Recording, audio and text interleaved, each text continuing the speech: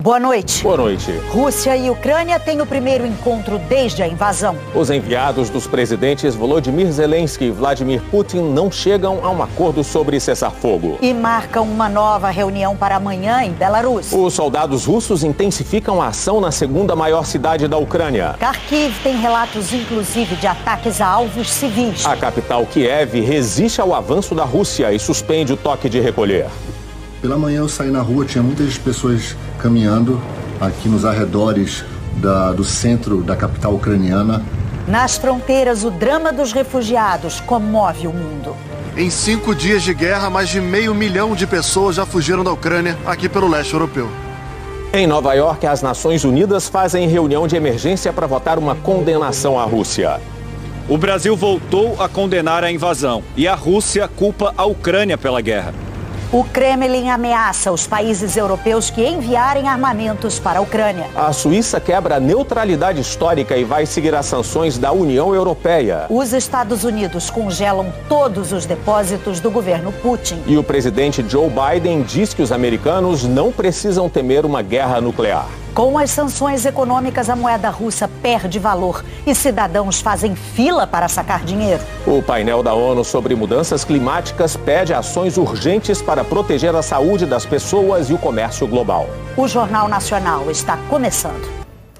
Delegações da Ucrânia e da Rússia se reuniram hoje pela primeira vez para negociar a paz. No 5º dia da guerra, ataques russos atingiram vários alvos civis. Os enviados especiais à fronteira da Polônia com a Ucrânia, Hernani Lemos, Rodrigo Carvalho e Ross Salinas, têm os detalhes. Na cidade ucraniana de Chernihiv, os russos bombardearam um prédio residencial, um mercado e um jardim de infância. Em Kharkiv, dezenas de pessoas teriam morrido em ataques com foguetes. A Rússia atingiu vários prédios na segunda maior cidade da Ucrânia, incluindo uma escola.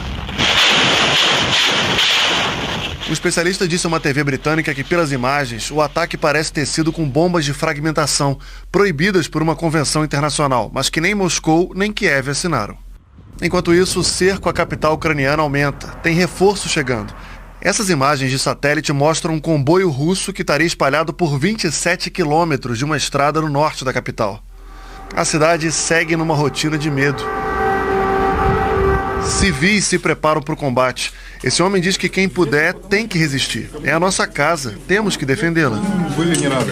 O presidente Volodymyr Zelensky quer força total.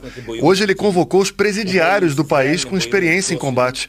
Zelensky disse que o país está firme, mas falou que só nos 4 primeiros dias de guerra, sem contar essa segunda-feira, 16 crianças morreram em bombardeios russos e 45 ficaram feridas.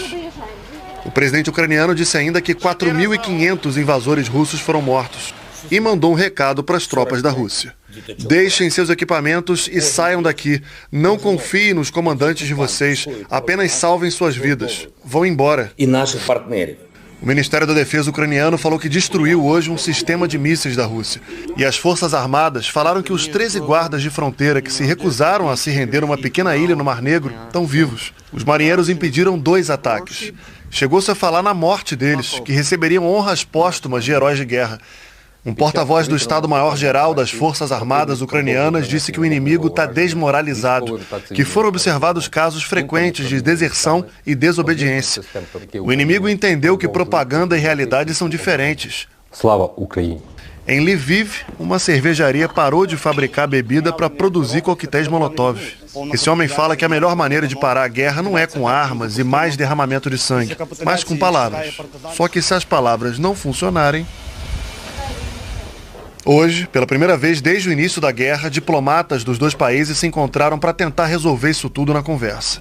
Detalhe importante, o encontro não foi em território neutro, como geralmente se busca numa situação como essa, mas em Belarus, vizinha de porta da Rússia e da Ucrânia, mas aliada de Vladimir Putin.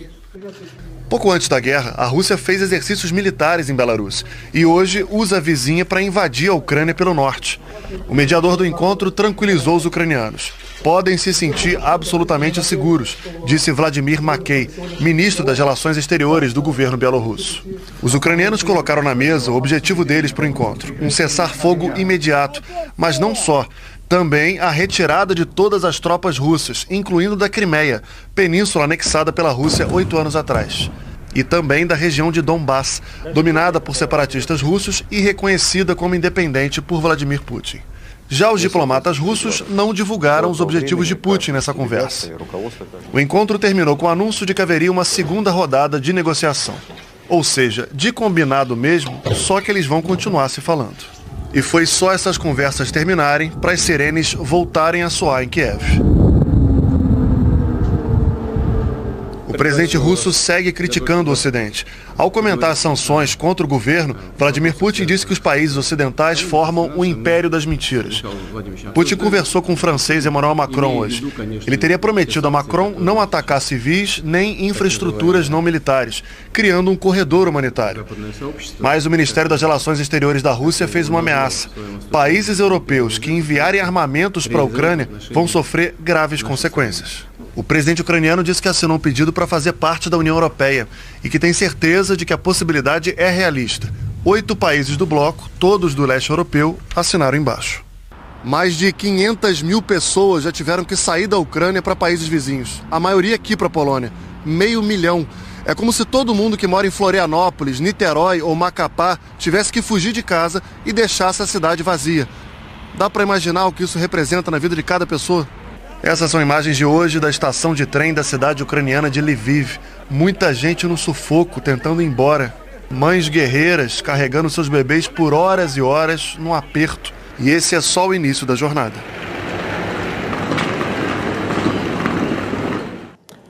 Quem ficou na Ucrânia luta para salvar as casas e as próprias vidas em meio aos bombardeios.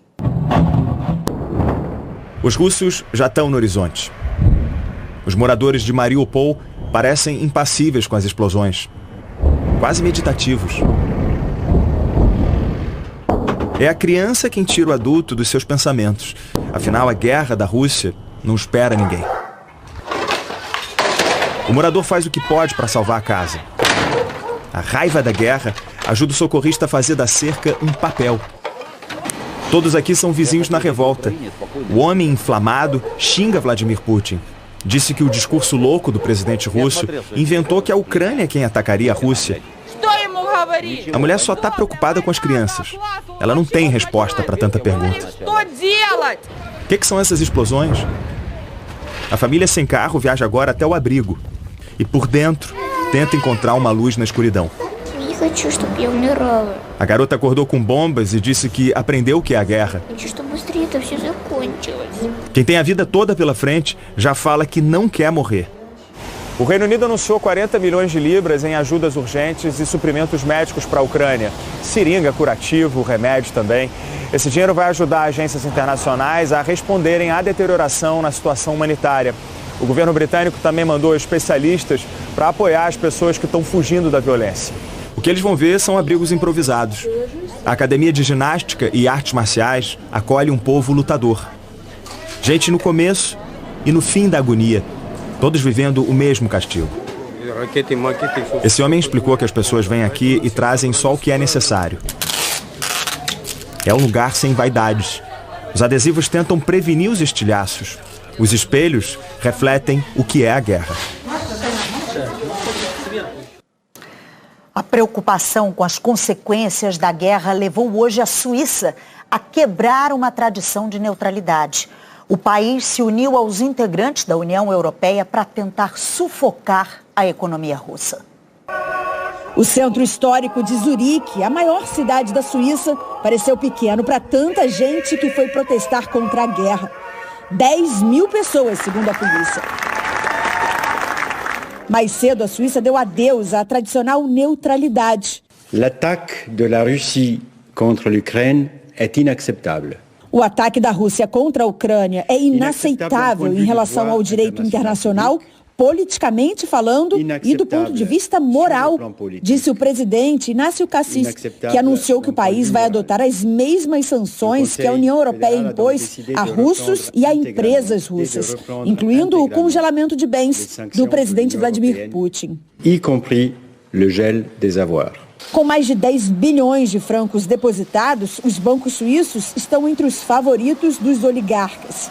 Hoje entrou em vigor a medida anunciada pela União Europeia que bloqueia mais da metade das reservas do Banco Central russo e também a retirada de alguns bancos russos do Sistema Internacional de Pagamentos, o SWIFT. A Rússia já sentiu os efeitos das punições e a população com medo tem corrido para os caixas eletrônicos. Só hoje a moeda russa, o rublo, chegou a cair quase 30% em relação ao dólar. Chegou ao valor mais baixo já registrado. O Banco Central russo mais do que dobrou a taxa de juros, de 9,5% para 20%, para tentar evitar um impacto forte na inflação. O Kremlin também adotou outras medidas em retaliação às sanções impostas pelo Ocidente. Vladimir Putin proibiu que a população e empresas na Rússia contraiam empréstimos em moeda estrangeira e que moradores transfiram divisas para fora do país, numa tentativa de evitar a fuga de capitais. As novas normas entram em vigor amanhã. Aqui em Bruxelas, em meio ao aumento das tensões com o governo de Vladimir Putin, ministros dos 27 países da União Europeia discutiram medidas para se protegerem da dependência energética em relação à Rússia. Cerca de 40% do gás consumido no bloco vem de lá e 1/4 do petróleo também. O chefe da diplomacia resumiu: essa é uma questão existencial para toda a União Europeia. Joseph Borrell avisou: vai haver turbulência nos mercados. Os preços vão subir e os consumidores vão pagar. Segundo ele, vai ser o preço para que as relações com a Rússia nunca mais sejam determinadas pelos interesses comerciais. O chefe das relações exteriores da União Europeia se recusou a detalhar como e quando os equipamentos militares anunciados pelo bloco vão chegar à Ucrânia, por questões de segurança. Mas ministros da Defesa já discutiram como coordenar a entrega de armas, munição e até jatos, num valor total de 450 milhões de euros. Ao anunciar até 2.000 armas antitanque para a Ucrânia, a Noruega rompeu uma política em vigor no país desde 1950, que impedia o envio de armamento a países não membros da OTAN em guerra. A Finlândia, que não integra a Aliança Militar do Ocidente, também vai ajudar a Ucrânia, com 2.500 fuzis, 150 mil balas e 1.500 armas antitanque. E os Estados Unidos adotaram hoje novas sanções e também proibiram qualquer transação com o Banco Central da Rússia. O Departamento do Tesouro americano isolou ainda mais a Rússia da economia global. Proibiu qualquer transação nos Estados Unidos com o Banco Central da Rússia, o Ministério das Finanças e o Fundo Nacional de Investimentos russo. Na prática, a medida congela todos os depósitos do governo de Vladimir Putin em solo americano e impede os russos de injetarem dinheiro na economia para reduzir o impacto das sanções impostas por diversos países. O Fundo Nacional de Investimentos russo é uma reserva soberana, com mais de 10 bilhões em caixa e administrado por um dos maiores aliados do presidente Vladimir Putin, Kirill Dmitriev, que também passou a ser alvo de sanções. No cargo desde 2011, Dmitriev recebeu de Putin a missão de mudar a cara do capitalismo russo, arrecadando dinheiro no exterior para investimentos em empresas russas. Durante os últimos 8 anos, desde a anexação da Crimeia, o presidente russo economizou 630 bilhões de dólares em reservas internacionais. Agora, Vladimir Putin fica impossibilitado de mexer nessas reservas. E o dinheiro para financiar a guerra pode ficar curto. A secretária do Tesouro, Janet Yellen, divulgou uma nota dizendo que a medida vai limitar significativamente a capacidade da Rússia usar recursos para financiar suas atividades desestabilizadoras e mira nos fundos de que Putin e seus aliados próximos dependem para financiar a invasão da Ucrânia. A Bolsa de Valores aqui de Nova York suspendeu as negociações com os papéis de 3 grandes empresas russas, uma companhia de telefonia, um conglomerado da área de mineração e uma agência que ajuda os milionários russos a investirem no mercado imobiliário aqui dos Estados Unidos. A Bolsa Eletrônica Nasdaq também bloqueou vários papéis russos da área de tecnologia, entre eles os da Ozon, maior empresa de comércio online da Rússia. O presidente Joe Biden conversou por telefone com aliados e o secretário da OTAN, Jens Stoltenberg, a portas fechadas. Num único compromisso público, foi questionado se os americanos deveriam ficar preocupados com uma guerra nuclear. A resposta foi curta e direta: não. Mr. President, should Americans be worried about nuclear war? No. Get Russia out!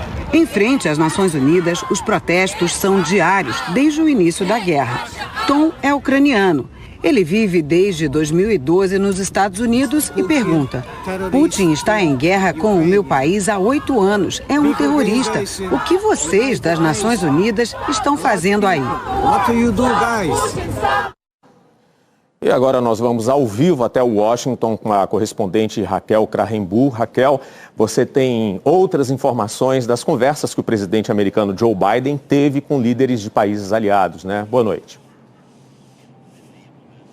Exatamente. Boa noite a todos vocês. O presidente Joe Biden nessa manhã conversou com os líderes do Canadá, do Japão, também países europeus, da Comissão e Conselho Europeus também, e com o chefe da OTAN para discutir a resposta. E eles concordaram, eles discutiram maneiras de continuar aumentando a pressão para isolar ainda mais a Rússia e também para aumentar os custos, para que a Rússia pague custos ainda mais severos. As autoridades americanas e europeias agora também neste momento estão discutindo maneiras de como enviar armas ali para a Ucrânia de maneira que não caiam nas mãos do exército russo. O desafio é enviar as armas o mais rápido possível para evitar a queda do governo da Ucrânia. O espaço aéreo ucraniano agora é dominado pela Rússia e o uso de aviões da OTAN, por exemplo, poderia ser entendido como uma declaração de guerra a Moscou.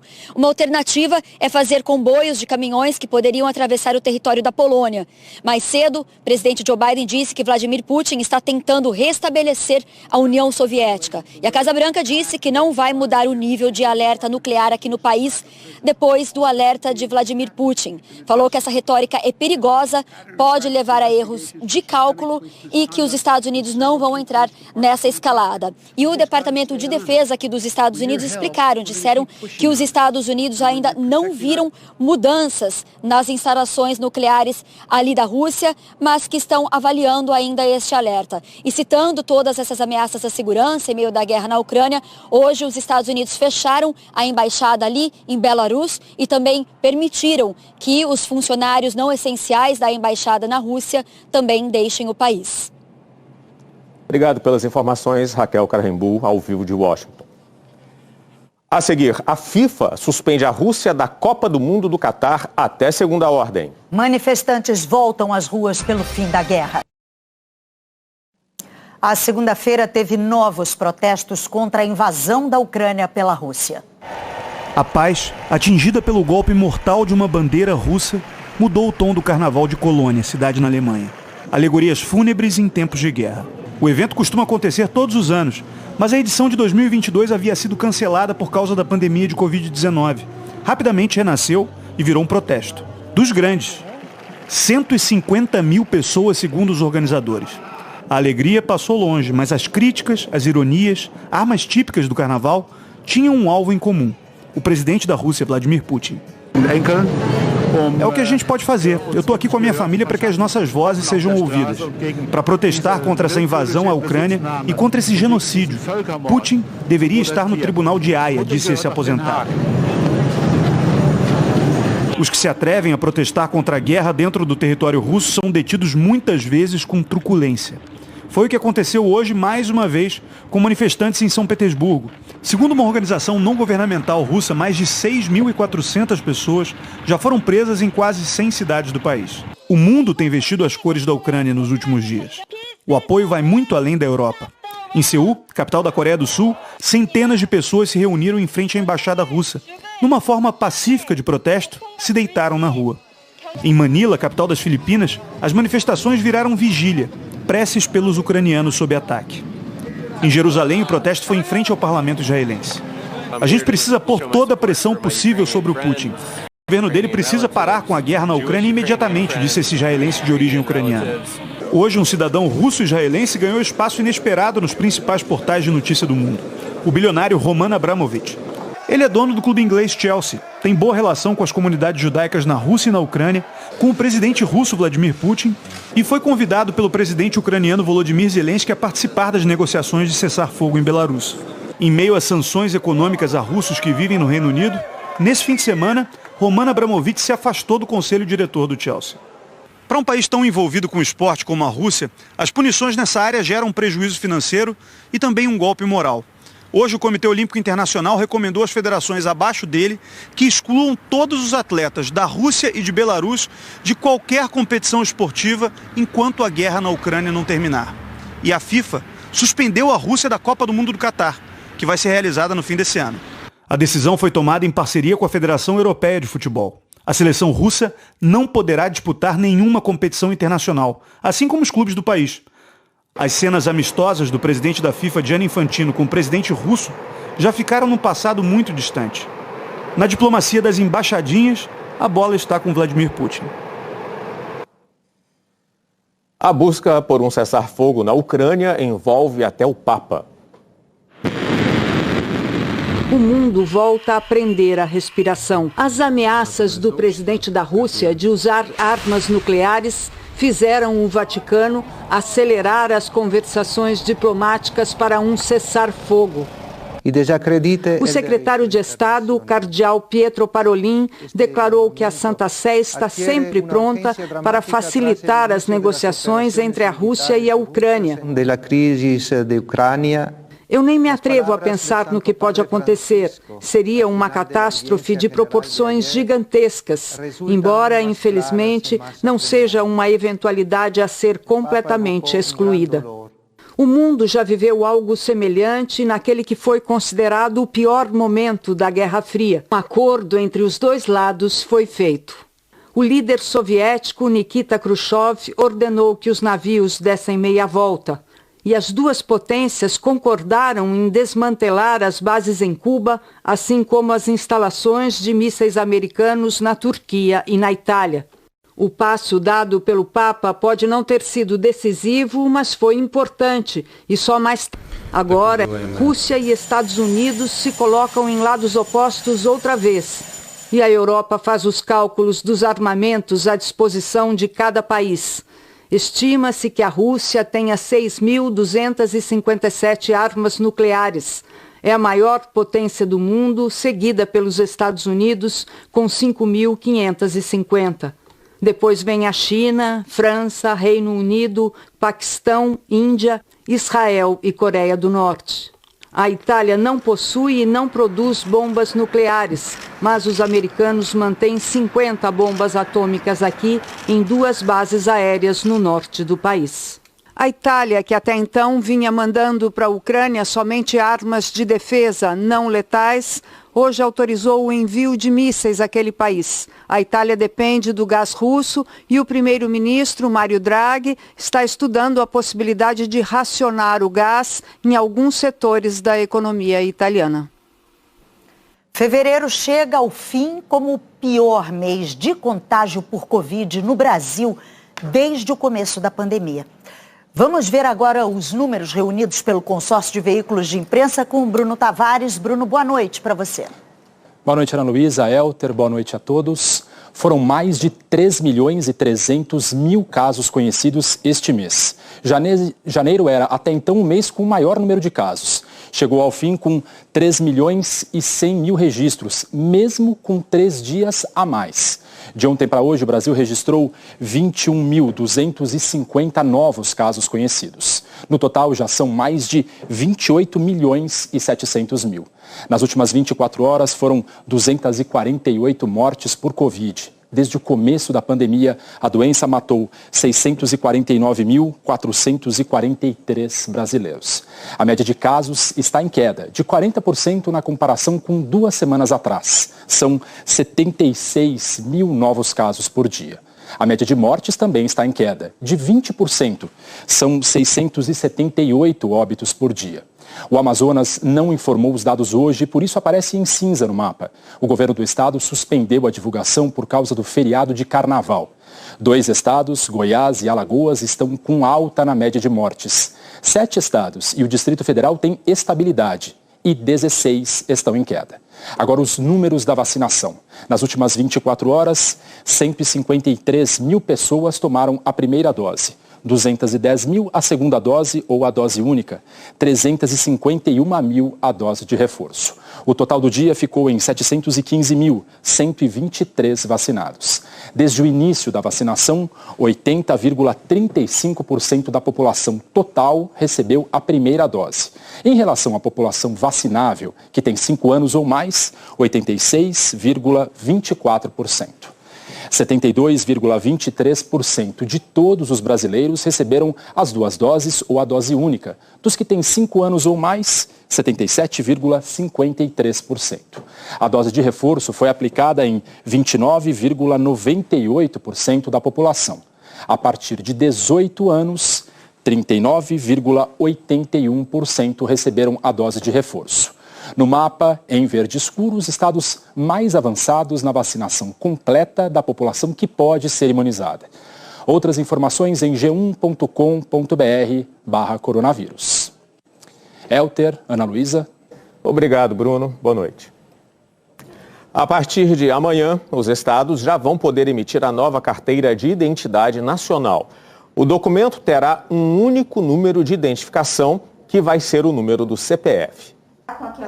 A Ana Paula passou a maior parte da vida no Paraná. Foi lá que fez a carteira de identidade quando tinha 15 anos. Já morando em São Paulo, 5 anos atrás, ela precisou de uma versão mais nova do documento para tirar o passaporte.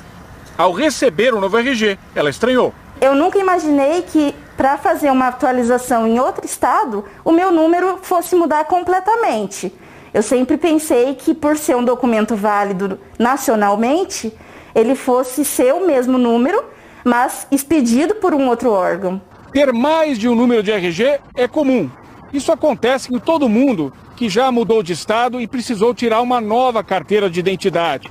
Como os bancos de dados estaduais não estão em rede, o cidadão não consegue manter o número de identidade original no novo documento. Mas essa duplicidade de registros vai acabar. A partir de amanhã, as secretarias estaduais de segurança pública que emitem as carteiras de identidade terão prazo de 1 ano para começar a expedir o novo modelo. As pessoas não têm que correr para trocar o RG. A carteira de identidade atual continua sendo aceita por até 10 anos para a população até 60 anos de idade. Para quem tem mais de 60, o documento não perde a validade. A carteira vai ser padronizada, terá um único número de identificação, que será o CPF. Com isso, o número do RG vai deixar de existir. E além do documento físico, vai ser possível ter o digital, com código de barras e validação de autenticidade por QR Code. Segundo o governo, com esse sistema, um novo documento emitido em outro estado vai ficar registrado como uma segunda via e não como um novo documento, sem relação com o antigo, como ocorre hoje. O professor da Fundação Getúlio Vargas, Rafael Alcadipani, disse que a carteira de identidade nacional é um avanço, tanto para reduzir a burocracia no dia a dia das pessoas, como no combate à criminalidade. Hoje a polícia pena muito, porque o sujeito pode estar sendo procurado em São Paulo e ele vai para a Bahia, tem um RG da Bahia e não aparece mais como procurado, né? Isso é um problema muito sério e você começa a ter uma questão em que é difícil identificar a pessoa. Você não tem uma base digital no Brasil única e com essa iniciativa você vai passar a ter uma base de digitais única. Para a Ana Paula, que passou anos confundindo os 2 números de RG, a novidade é bem-vinda. Eu acho que vai melhorar a vida de muita gente e que já deveria ser assim há muitos anos. A seguir, a reunião de emergência da ONU sobre a invasão russa. E as reações do Brasil à guerra, aqui e em Nova York. O Conselho de Segurança da ONU está reunido neste momento para debater a invasão da Ucrânia. O correspondente Felipe Santana está em frente ao prédio das Nações Unidas e tem mais detalhes para a gente. Boa noite, Felipe. Oi, Elter, boa noite para você, boa noite a todos. A reunião do Conselho de Segurança hoje aqui na ONU foi para discutir ajuda humanitária à Ucrânia. Não teve nenhuma decisão, já acabou. França e México tinham preparado uma resolução para desenhar como seria essa ajuda humanitária lá para a Ucrânia, mas ela não estava nem prevista para ser votada hoje. Ontem, esse mesmo Conselho de Segurança se reuniu para pedir uma reunião de emergência da Assembleia Geral, que é aquela grande assembleia composta por 193 países. Só a Rússia se opôs. Essa reunião ocorreu hoje Antes, a Assembleia Geral só tinha sido convocada com emergência outras 10 vezes desde 1950. A mais recente tinha sido em 1997. 110 países se inscreveram para discursar. A reunião acabou agora há pouco com o discurso número 45 do Chile. Amanhã, a Assembleia retoma com o discurso do Paraguai. Estados Unidos são só o número 112 da lista. A ideia é, depois desses discursos, votar uma resolução que condene a invasão da Rússia à Ucrânia. A Rússia defendeu que quem começou a guerra foi a Ucrânia, ao se recusar a dialogar com o Kremlin em relação aos conflitos na região separatista de Donbass. Aí, depois de se pronunciar, o embaixador da Rússia, aqui junto à ONU, foi falar com os jornalistas. Enquanto ele estava dando uma entrevista, ele parou para atender uma ligação. Aí voltou imediatamente dizendo que diplomatas americanos tinham declarado 12 diplomatas da missão russa como persona non grata e pediram que esses diplomatas russos deixassem os Estados Unidos até o dia 7 de março. O embaixador russo disse em seguida que isso é uma violação grosseira do país sede da ONU, fisicamente em Nova York, mas é área internacional. Os Estados Unidos afirmaram que esses diplomatas não estavam cumprindo suas funções na missão aqui na ONU, mas faziam trabalho de espionagem aqui nos Estados Unidos. Na Assembleia Geral, o Brasil mais uma vez se manifestou contra a invasão. A gente vai ver todos os detalhes na reportagem da Carolina Cimente. As armas estão falando, mas o caminho para a paz sempre tem que continuar aberto. A frase deu o tom do discurso do secretário-geral da ONU, Antônio Guterres, que abriu a reunião de emergência da Assembleia Geral. As reuniões de emergência com os 193 países membros da ONU são raras. A violência na Ucrânia tem que parar agora, disse Guterres, que descreveu como inconcebível a simples ideia de um conflito nuclear. O embaixador ucraniano reforçou o pedido de uma ação concreta e conjunta da Assembleia Geral contra a agressão à Ucrânia e obrigando a Rússia a parar a ofensiva de acordo com as leis humanitárias. Sergei Kyslytsas também pediu que a Assembleia Geral olhasse com clareza para o envolvimento de Belarus na agressão contra a Ucrânia. Já o representante da Rússia disse que foi a Ucrânia que começou a guerra contra seus próprios cidadãos na região separatista em Donbass. Que a Rússia, segundo a versão dele, estaria tentando acabar com a guerra. E avisou, o exército russo não representa ameaça aos civis da Ucrânia, não está bombardeando áreas civis. Minutos antes, o secretário-geral tinha falado sobre isso, mas com informação contrária do russo. Apesar de a maioria dos bombardeios russos se direcionarem a instalações militares ucranianas, há provas de que prédios residenciais, infraestrutura civil e alvos não militares também foram atingidos, causando a morte de civis e inclusive de crianças. A embaixadora da Suíça mostrou que o país, tradicionalmente neutro em questões internacionais, abandonou a neutralidade desta vez. A Suíça condena fortemente os atos russos contra a Ucrânia. O representante do governo chinês disse que a mentalidade de confrontos da era da Guerra Fria tem que acabar. Repetiu que apoia negociações entre os dois lados, mas que a China é contrária a qualquer ação que possa aumentar ainda mais as tensões. Segundo ele, todos os lados têm que se conter. Em março de 2014, quando a Rússia invadiu a Ucrânia e anexou a Crimeia em seu território, a Assembleia Geral votou uma resolução que declarava inválido o referendo russo sobre a Crimeia. Naquele ano, dos 193 países da ONU, 100 votaram a favor da resolução contra a Rússia. A intenção das potências ocidentais aqui na Assembleia Geral hoje é mostrar que o número de países que condenam a Rússia agora é muito maior. Em 2014, o Brasil se absteve. Hoje, o embaixador da missão do Brasil, Ronaldo Costa Filho, disse: estamos vivendo uma escalada rápida de tensões que podem colocar em risco a humanidade. Mas ainda temos tempo para pará-la. Ele voltou a defender a soberania de todos os países e cobrou um cessar-fogo imediato. O representante brasileiro ainda pediu que os países revejam as decisões de fornecer armamentos à Ucrânia, recorrer a ataques cibernéticos e implementar sanções, em especial aquelas que, segundo ele, podem afetar a economia global. Neste momento, precisamos de soluções construtivas, não ações que prolonguem as hostilidades e ampliem o conflito, disse o embaixador. Not actions that will only prolong hostilities and spread the conflict. O voto dos países na Assembleia Geral deve acontecer nesta quarta-feira, depois dos discursos de todos os países membros. Mas a Ucrânia tem pressa. Conforme o representante da Dinamarca falou, para todos que se referem aos dois lados do conflito de forma igual, quero repetir as palavras de um manifestante cujo cartaz dizia: se a Rússia parar de lutar, não haverá mais guerra. Se os ucranianos pararem de lutar, não haverá mais Ucrânia.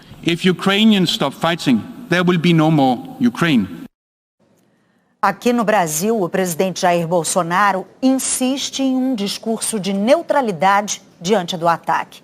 E em resposta, o representante da Ucrânia disse que ele está mal informado. As cobranças da Ucrânia se referem às declarações feitas ontem pelo presidente Jair Bolsonaro no Guarujá, onde passa o carnaval. No meu entender, nós não vamos tomar partido, nós vamos continuar pela neutralidade e ajudar no que for possível, busca da solução. Na mesma entrevista, ao ser questionado sobre o massacre na Ucrânia, Bolsonaro tentou amenizar a situação. Você está exagerando para essa massacre. Tá? Não há interesse, eu entendo, né, por parte de um chefe de Estado como o da Rússia, praticar um massacre onde quer que seja. Ele está se empenhando ali em duas regiões do sul da Ucrânia que, em referendo, em mais de 90%, em média 90% da população quer se tornar independente, quer se aproximar da Rússia. É isso que está acontecendo. Equipamento de guerra é para matar, sabe disso aí. Então o senhor não condena as ações do Putin? Olha, eu não tenho, eu vou esperar o relatório, como vai ser aqui o projeto de resolução, para emitir a minha opinião. Em entrevista hoje à tarde, o encarregado de negócios da Embaixada da Ucrânia no Brasil, Anatoly Tkach, reagiu. Disse que o presidente defende neutralidade porque está mal informado. O presidente do Brasil está mal informado. Talvez seria interessante ele conversar com o presidente ucraniano para ver outra posição e ter uma visão mais objetiva. Nesse momento nós estamos num momento muito delicado quando estamos decidindo o futuro não só da Ucrânia, mas também da Europa e do mundo. Nesse momento não se trata de apoio à Ucrânia, se trata de apoio aos valores democráticos, ao direito internacional, incluindo os fundamentos como não violação das fronteiras, o respeito da soberania internacional, da soberania do Estado e da integridade territorial. Sobre Bolsonaro dizer que é exagero falar em massacre, o diplomata ucraniano respondeu: talvez nós temos que apresentar mais dados sobre as perdas civis. Possivelmente eu vou pedir os nossos funcionários para divulgar mais vídeos das perdas civis na Ucrânia. O Jornal Nacional apurou que, mesmo depois de saber dessas declarações do representante ucraniano, o presidente Jair Bolsonaro disse a interlocutores que mantém a intenção de não condenar a Rússia.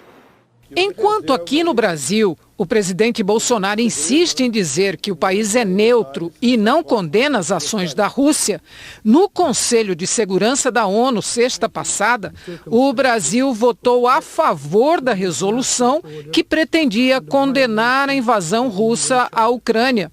No discurso de hoje na Assembleia Geral da ONU, o Brasil admitiu que o atual nível de tensão coloca em risco a humanidade.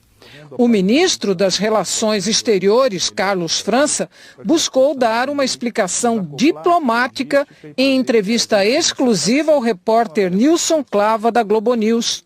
O presidente Bolsonaro ontem no Guarujá, ele usou sim a palavra neutralidade, mas ele também falou em posição de equilíbrio. E a nossa posição no Brasil ela é de equilíbrio e não de neutralidade. Quando o presidente usou neutralidade, não é no sentido de imparcialidade, não é no sentido de indiferença. Quer dizer, a posição do Brasil é uma posição balanceada. Não é? Nós ali nos procuramos no Conselho de Segurança, que estamos pela 11ª vez, tendo a honra de participar como membro não permanente. Você sabe que é um recorde, junto com o Japão, dos países que maior número de vezes ocupou esse assento. Nós procuramos ali ajudar a encontrar uma saída. Nós não queremos apontar um culpado. A seguir, o que leva brasileiros a decidirem ficar na Ucrânia em guerra? A segunda-feira sem toque de recolher na capital, Kiev. Um relatório divulgado hoje pelo painel intergovernamental sobre mudanças climáticas da ONU alerta que as questões do clima exigem ações urgentes e estão colocando em risco a saúde do planeta e das pessoas e o comércio global. O IPCC afirma que milhões de pessoas estão sujeitas à insegurança alimentar e de água por causa de eventos extremos como secas, inundações e ondas de calor. Subiu para 231 o número de mortos na tragédia de Petrópolis, na região serrana do Rio. Hoje foi o 13º dia de buscas. 5 pessoas ainda estão desaparecidas. No bairro Chácara Flora, enquanto as equipes retiravam lama, moradores saíram de casa, atrás de um lugar mais seguro. Mais de 800 desabrigados recebem atendimento em escolas públicas. Vamos agora para a previsão do tempo com a Eliana Marques. Oi, Eliana, boa noite. Conta pra gente como é que fica o tempo amanhã. Oi, Ana Luísa. Oi, Elter. Boa noite para vocês e boa noite a todos vocês também. Uma frente fria está avançando pelo sul do país e na madrugada tem previsão de chuva volumosa nessa área amarela aqui no Rio Grande do Sul. Ao longo da terça-feira, essa frente fria vai levar os temporais aqui para o norte gaúcho, Santa Catarina, grande parte do Paraná, também sul de Mato Grosso do Sul, nessa área aqui em laranja no mapa. Já onde ele está vermelho é a pior condição, com risco de granizo e fortes rajadas de vento. Em Porto Alegre, refresca porque vai chover a qualquer hora do dia. Em Florianópolis e Curitiba vai chover até mais. Do norte de Mato Grosso até o sul de Roraima e chegando aqui ao norte do Piauí, previsão de chuva forte também. A zona de convergência intertropical favorece a formação das instabilidades junto com o calor e a alta umidade da Amazônia. São Luís, Belém e Manaus terão pancadas de chuva e as temperaturas chegam aos 35 graus em Boa Vista e aos 34 em Palmas, Teresina, Goiânia, Cuiabá, Campo Grande e também em Vitória, Ana Luísa. E onde vai fazer sol nessa terça-feira de carnaval, Eliana? Olha, sol o dia inteirinho, sem previsão de chuva, apenas em 3 áreas. Aqui parte do Rio Grande do Sul, na maioria das regiões fluminenses e nessa faixa amarela entre Rio Grande do Norte e Bahia. Salvador e Natal tem possibilidade de chuva e pode até ser um pouco mais forte. Já Recife e Belo Horizonte terão mais sol do que chuva. E em Brasília não dá para descartar alguma pancada de verão mais intensa também. Já São Paulo pode atingir os 34 graus amanhã, mais quente que hoje. E esse calorão aqui, olha, vai até quinta-feira. A temperatura só volta para os 30 graus na sexta, quando a chuva aumenta. Aliás, fevereiro terminou como o mais seco em 38 anos aqui na cidade. No Rio de Janeiro, quem gosta de calorão vai se dar muito bem nessa terça-feira de carnaval, porque os termômetros podem chegar aos 38 graus com sol o dia inteiro. E fica bem quente, olha, a semana toda, com possibilidade de chuva isolada só na sexta-feira. Nas outras regiões do país, a primeira semana de março vai ser assim, com muita chuva nessa área aqui mais escura, que pega parte de Mato Grosso, vai até Maranhão, Piauí, mas principalmente no Amazonas. E no sul do país, chove menos que no Amazonas, só que em forma de temporais. E eles vão até quinta-feira. Ana Luísa e Elter, até amanhã. Até amanhã, Eliana. Obrigada. Boa noite. O jornalista brasileiro Gabriel Chain está em Kiev desde antes da invasão pelos russos. Ele relata como estava a capital depois de 2 dias de toque de recolher. Hoje Kiev acordou numa aparente calmaria, depois de um toque de recolher que foi imposto na última sexta-feira e que só terminou hoje, na segunda-feira, 8 horas da manhã. Pela manhã eu saí na rua, tinha muitas pessoas caminhando aqui nos arredores do centro da capital ucraniana. Nós fomos a algumas áreas, a uns 20 minutos daqui do centro, entretanto com muito mais pontos de checagem, que é os checkpoints, impostos por militares, por milícias locais, que são esses civis que pegaram armas e estão protegendo a cidade. Há uma rede de solidariedade. Civis armados transportam roupa, remédio, frutas. Doações dos próprios ucranianos e de restaurantes que fecharam as portas. A moça diz que quem está aqui perdeu tudo. E o que resta agora é ser voluntário. Salvar a pátria. E completa. Venceremos, custe o que custar. Na estação de trem, o estudante indiano diz que a embaixada da Índia orientou que ele tentasse chegar a alguma fronteira e que de lá será resgatado. Christopher é de Camarões, mora na Ucrânia há 5 anos. Relata que amigos já deixaram o país. Ele tentou pelo segundo dia pegar o trem, não conseguiu. Em francês, ele diz que pode ter sido vítima de racismo por parte dos policiais. Ontem, depois de relatos de que alguns jovens de origem africana foram impedidos de entrar em trens, o governo da Ucrânia declarou que instruiu os guardas a permitirem a saída de todos os estrangeiros. Pelos corredores, o jovem nos leva até o subsolo do hospital para tratamento de câncer. É para cá que são trazidos os pacientes e moradores da vizinhança quando os bombardeios começam. No meu regresso ao hotel, aproximadamente umas 6h30 da noite, aconteceu 3 explosões muito fortes. Aparentemente, essa calma que eu senti hoje durante o dia, ela deixou de existir. A União Africana divulgou uma nota em que diz que são chocantes os relatos de tratamento desigual a africanos que tentam sair da Ucrânia ou entrar em países vizinhos. A União Africana disse que todas as pessoas têm o direito de cruzar as fronteiras internacionais em uma guerra, independentemente da nacionalidade e identidade racial. Alguns brasileiros decidiram permanecer na Ucrânia em guerra, com receio do que pode acontecer pelo caminho até a fronteira. A mala está no canto, mas por enquanto o jogador de futsal Juninho Bernardes não tem previsão de deixar a Ucrânia. O medo é de um ataque russo durante a viagem. A partir do momento eu acho que a gente está no trem, né, apesar que, não sei, às vezes pode cair um avião, pegar no trem e tudo mais, mas enfim, é a questão do lado da fronteira. Estou com muito medo mesmo, realmente. Desde o início da guerra, Juninho mora com 2 colegas brasileiros. Eles só saem de casa para atividades essenciais. Nada no mercado.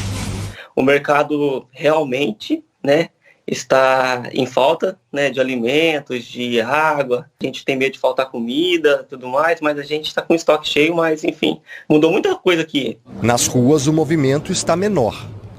A hora das coisas está fechada, Juninho chegou à Ucrânia em outubro e mora em Slaviansk. É jogador de futsal do The Trading. Os colegas de clube Jean Carlos e Leonardo também pensaram inicialmente em ficar no país, já que a cidade onde estão não foi alvo de ataques até agora.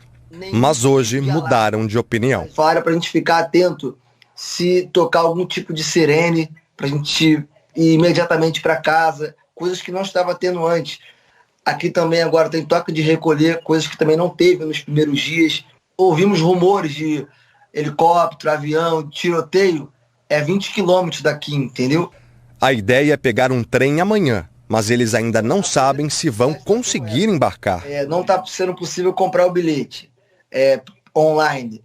Então vamos ter que ir lá na hora tentar comprar na hora. Se não conseguirmos comprar na hora, vamos ter que entrar grátis, porque a maioria dos trens estão sendo grátis. A segunda é a distância, que é uma média de 20 horas até chegar ao destino.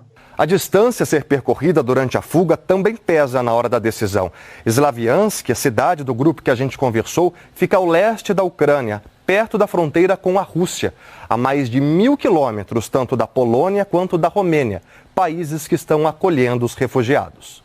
O ministro das Relações Exteriores, Carlos França, disse que 110 brasileiros já pediram apoio à embaixada em Kiev.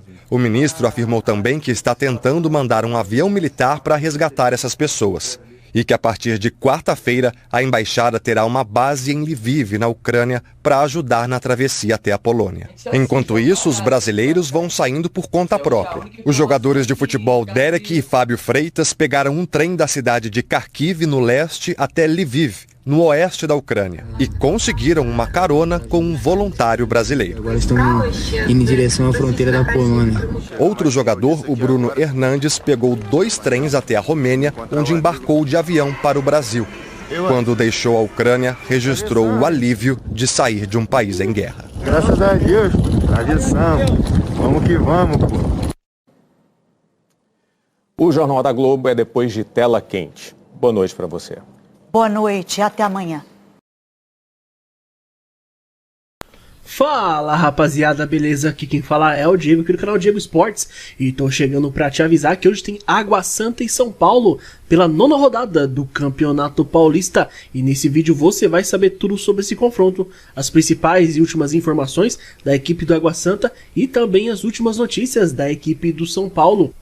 O Água Santa, lanterna do Grupo A, precisa da vitória se ainda quiser sonhar com classificação à próxima fase. E o São Paulo também quer vitória, porque vencendo pode assumir a liderança do Grupo B. Então se você é torcedor do Água Santa ou torcedor do São Paulo, já faça o convite, se inscreva agora aqui no nosso canal, já vai deixando aquele like no vídeo para nos ajudar, ativa também o sininho de notificação para você receber nossos próximos vídeos e comenta aí embaixo o seu palpite, porque Água Santa e São Paulo se enfrentam nesta segunda-feira às 3 horas da tarde, no horário de Brasília, em Diadema, pela 9ª rodada do Paulistão.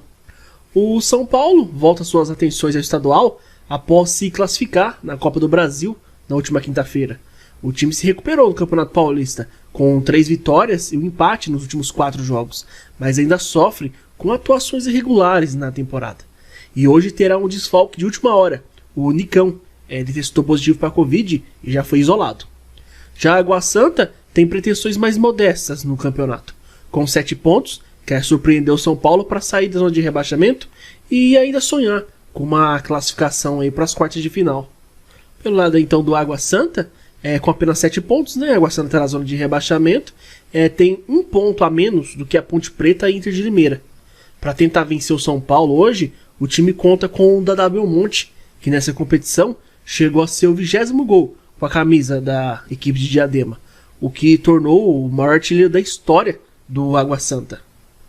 Portanto, a provável escalação da equipe do Água Santa deve ter o Vitor Souza, Helder, Rodrigo San, Juan, Alex Silva, Kaique, Cristiano, Lelê, Dadá Belmonte, Álvaro e Fernandinho. Já pelo lado do São Paulo, após usar o mais próximo do seu time titular na última quinta, contra o Campinense pela Copa do Brasil, é provável que o Rogério Ceni volte a dar descanso a alguns dos seus principais jogadores, como tem feito em quase todas as rodadas aí do Paulistão. Então, portanto, a provável escalação da equipe de São Paulo deve ter o Jandrei, Diego, Arboleda, Léo e Rafinha, Rodrigo Nestor, Pablo Maia, Sara e Alisson, na frente de Rigoni e Caleri. O jogo de hoje ele vai ser apitado por Luiz Flávio de Oliveira, vai contar com os assistentes Daniel Paulo Zioli e Evandro de Melo Lima, e no VAR teremos o Márcio Henrique de Góes. Atualmente, a equipe do Água Santa está na última posição do Grupo A, que é o grupo do Corinthians. São apenas 2 vitórias, 1 empate e 5 derrotas. São 6 gols marcados e 9 sofridos. É um saldo de -3. Já o São Paulo está na 2ª posição do Grupo B. São 3 vitórias, 2 empates e 2 derrotas. São 10 gols marcados e 7 sofridos. É um saldo de 3. Na rodada passada, a equipe da Água Santa perdeu em casa para a equipe do Mirassol. Perdeu pelo placar de 2-1. E o São Paulo fez 3-0 na Vila Belmiro contra a equipe do Santos. Aí na próxima rodada, a equipe do Água Santa fora de casa, né? Vai visitar a equipe da Ponte Preta, lá em Campinas. E o São Paulo vai fazer em casa o clássico contra o Corinthians, jogando no estádio do Morumbi. Esses 2 jogos vão acontecer dia 5 de março agora, no sábado. Então é isso, rapaziada. Desejamos a todos aí um ótimo jogo, que vença o melhor. Fiquem todos com Deus e até a próxima.